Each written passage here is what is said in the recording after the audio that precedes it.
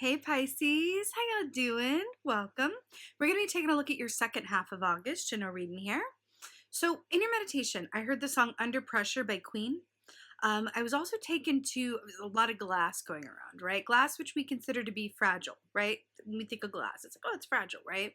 Like, how did Cinderella not break those slippers? And they couldn't have been comfortable. But glass is something that's very precious at the same time, right? Because it allows us to see through things. We wear glasses. It allows us to see through a prescriptive lens, but yet have clarity. The aspect of glass is coming through here, right? But again, it's able to shatter and scratch and wear. So I was taken to a glass throne room, and then I saw this huge glass throne, and I saw this butterfly come and fly down, this blue butterfly, come and land on the glass throne. Okay, come and land on the glass throne and then turn into glass itself. So I want to say a few things about this. Number one, I saw a blue butterfly in the Libra reading for the first half of August. I want to direct you to that reading. I don't always do that, but that was a symbol that was very prominent in Libra's reading for first half of August. I'm going to direct you over to that reading to supplement this one because I feel like there's some messages in there for you. With the glass throne and the butterfly as well. The butterfly is a symbol of metamorphosis, change, but it's also strength, right? There's an aspect of it that says, like, I can experience heart pain stemming from the past and survive it and grow from it and accept it. Acceptance, which is a bit of elephant energy as well with that, with the acceptance of the pain and mourning and really being comfortable with sitting in those feelings and not running from them or trying to distract or wishing they weren't there or different or whatever have you. But there's something around that for you. Let's go ahead and see what your cards say. Hey Pisceans, let's go ahead and see what your animal energy is for the second half of August. Animal energy for the second half of, oh really, I love it. So here we have the starfish. If you know, like whenever you get a animal that is of your like element, that is always a very happy synchronicity to start off your readings. I love seeing that for you. The starfish is Gemini energy, it's lover's energy, but it's very much about how things appear, right? It's an emphasis on the physical structure of things. It could be a bit of materialism, like an emphasis on how things appear physically, which is interesting when we're talking about glass, right? How it can amplify or clear up your view. So fascinating there. Now, another aspect of starfish is about, like we say with Gemini energy, it's about choices, love-based choices, right? Choices made from love, choices made from fear. Now, what's interesting here is we saw that butterfly energy, which is a bit of a Three of Swords context there, which is really about feeling how you feel and allowing it to be a part of your experience, just as valid as feeling joy or love or any of the other experiences or emotions that are part of this human experience that we as spiritual beings are having, right? If we say we only want to feel happy, we only want to feel joy, we only want to feel the light, we only want to feel that aspect of the human experience, then we're discounting an awful lot, and it also makes us less able to feel things. Versus if we welcome all emotion and all feeling as a part of the human experience, if we welcome, I know it's not human and natural to go, I welcome loss, I welcome tragedy. Maybe not that, but it's about welcoming or accepting your feelings that arise when things don't go your way, or when there is loss, or when you're feeling frustrated, not going, oh, I don't want to feel this way. Right? It's the opposite of that. It's going, no, I embrace this as just as an important part of my human experience as feeling joy. Because when I dampen my capacity to feel sorrow, I also dampen my capacity to feel joy. Because they're two sides of the same coin. Let's see what's going on. This interesting. Now, at the bottom of the deck here, I just noticed that it's Nine of Cups, which is the wish fulfillment key, more water, but there's a starfish in that Nine of Cups. Okay, what's going on? Right. Knight of Swords. So this makes a lot of sense. So Knight of Swords is about truth, clarity, again with that glass, and we have the sword and the reflective surface of the armor. Truth, clarity, it's air energy, which is Aquarius, Libra, and what? Gemini. So more Gemini energy there for you as well. I mean, you might want to watch the Gemini energy reading as well while we're at it. But I feel like for that one, for this round, the second half of August reading for this round for Gemini, but I feel like that's more of an sort of a message for you, like a hopeful message, whereas I feel Libra for first half of August actually is holding hands with this one. Just putting that out there. So this is communication that can be blunt in nature. It's truth, it's realization, it's feeling like there's a lot of something at one time. I feel like there are certain things that you are being incentivized to look at, realize, or accept about your experience, possibly even about the past or how you got to where you are, because the way that horse is running. Also, I want to point another thing out. So for certain signs, I have animals that are representative of that energy. So Libras are butterflies, as I said, but you guys, I don't know if you've heard me say this before, I don't know how new you are, but forever, Pisces have always been, for me, unicorns, right? Because I feel like you guys, when in balance and all of that, really embody the magic of unicorn medicine, right? So it's definitely like a unicorn armor on a horse. So just pointing that out as well. Unicorn is such a helpful totem, I feel like, for you guys to call upon when in need. And if you want to have a little bit of homework, definitely look up the animal medicine around unicorn energy, because there's a lot to that. And it's really, really beautiful. And I feel like embodies the best parts of you, Pisces. The best parts of you. Oh, that took no time at all. Woo! Ace of Cups, here we go. It's not just water, it's a lot of water. Now what's interesting here as well, that looks like a reflective surface, back to that aspect of the glass. Got two reflective surfaces here. It's interesting. So Ace of Cups, this is fertility, it's an abundance of intuition, it's great love, it's deep, deep emotion, right? You know, I'm really drawn to these lotus flowers here on these lily pads. You know, there's an aspect to that where they come up from the muck and the dirt and the excrement out on top, where they're able to breathe the air and look beautiful and be appreciated.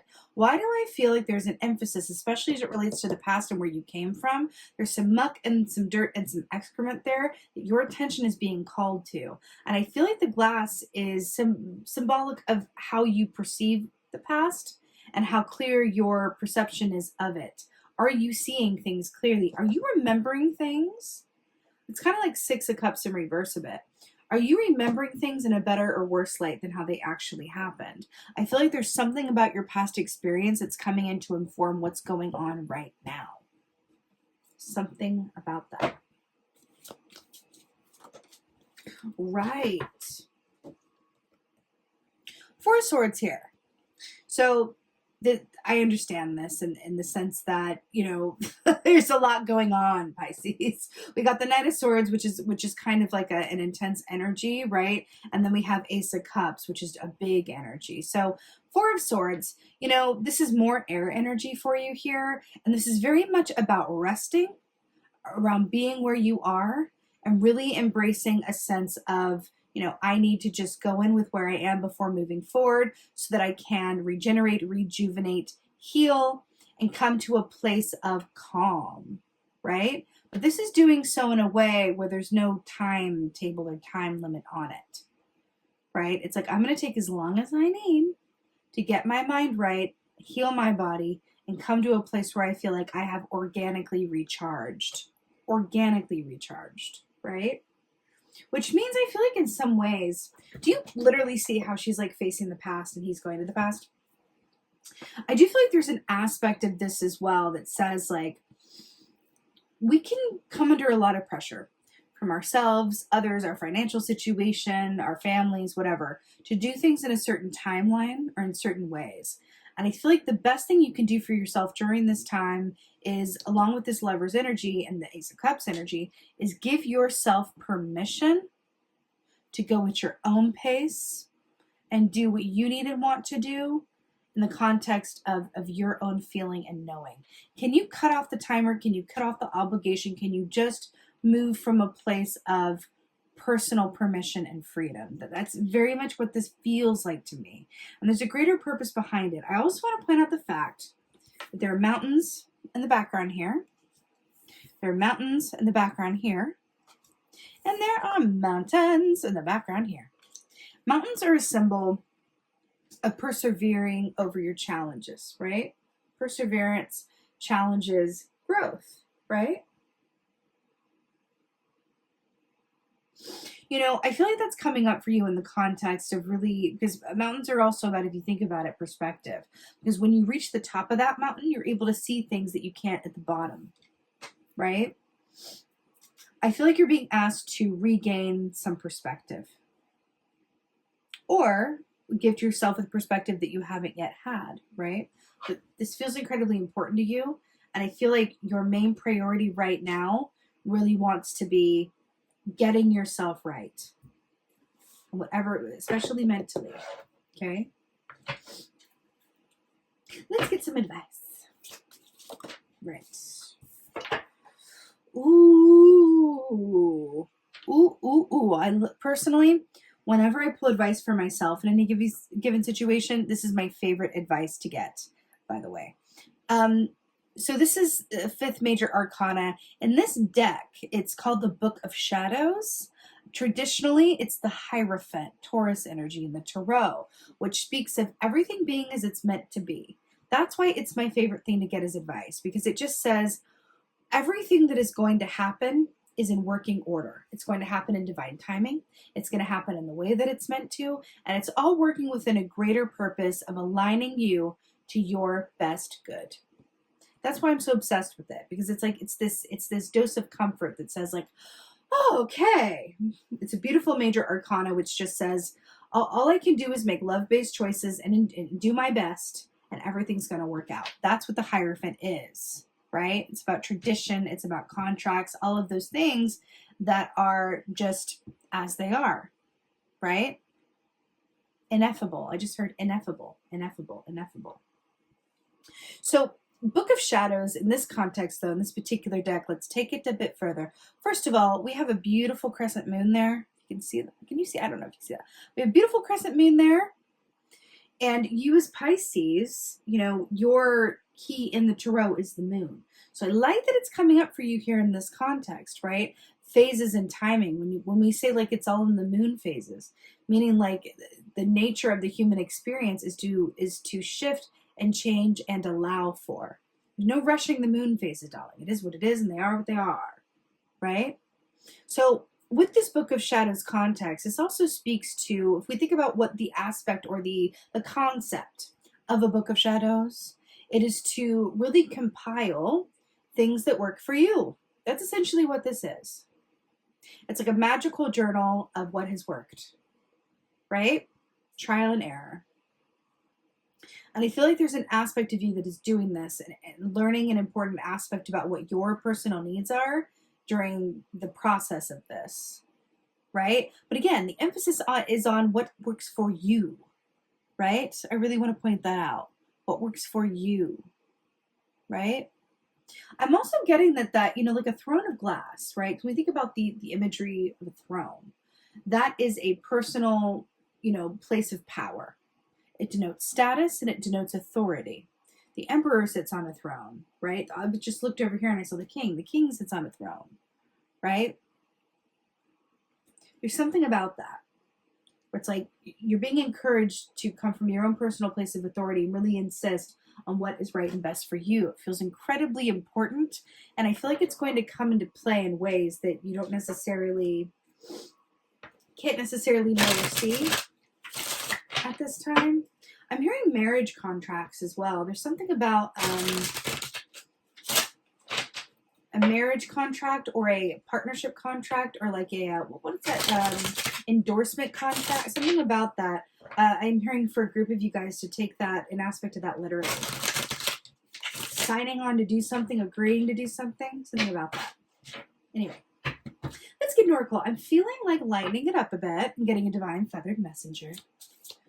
Let's see what's going on. I love this oracle deck. It's so sweet and consistent. Ooh! Oh my God, so good. First of all, it's a kingfisher. We were just talking about that. You got the throne in your meditation. So kingfisher says, prosperity is flowing. Have faith that you will receive it in the perfect form. What are we talking about with the perfect form? Remember how we were talking about how the starfish has an emphasis on the physical appearance, how things appear to be? Interesting. Prosperity is flowing. I love that. It's talking about the Ace of Cups and the Book of Shadows, the Hierophant, that everything is exactly as it's meant to. Everything is in working order. Prosperity is flowing. Have faith that you will receive it in the perfect form. Yes, indeed. Yes, indeed. I love this, love this, love this for you. Have faith that you will receive it in the perfect form.